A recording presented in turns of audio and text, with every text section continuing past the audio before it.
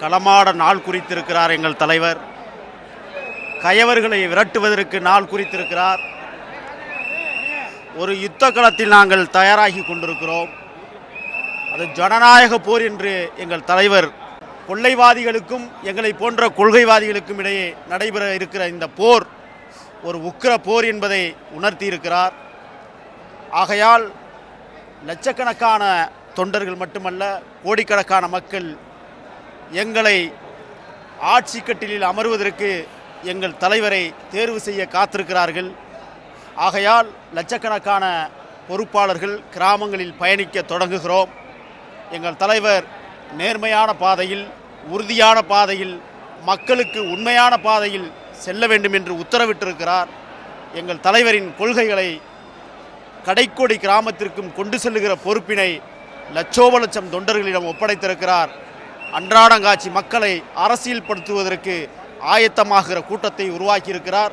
ஆகையால் வருகிற 2026 ஊழலை ஒழிப்போம் என்று உன்னதமான வார்த்தையை சொல்லி நாங்கள் ஊழலுக்கு எதிரானவர்கள் என்பதை விசிலின் மூலமாக, வெற்றியின் மூலமாக எங்களது வெற்றி சின்னமாம் விசிலை எங்களிடத்திலே ஒப்படைத்திருக்கிறார்.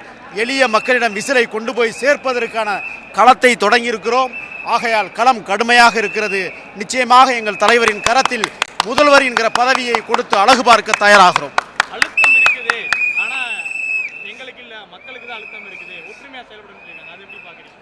தொடர்ந்து ஆண்ட கட்சிகளும் ஆளுங்கட்சிகளும் இந்த மக்களை இலவசம் என்கிற பெயரில் ஏமாற்றி தொல்லை கொடுக்கிறது. அதோடு மட்டுமல்ல, 7860 படுகொலைகளை இந்த ஆட்சியாளர்கள் நடத்தியிருக்கிறார்கள். 34 ஆணவ படுகொலைகளை நடத்தியிருக்கிறார்கள். 39 கற்பழிப்பு படுகொலைகள் நடைபெற்றிருக்கிறது. அதிலே 13 சிறுமிகள் படுகொலை செய்யப்பட்டிருக்கிறார்கள் கற்பழித்து.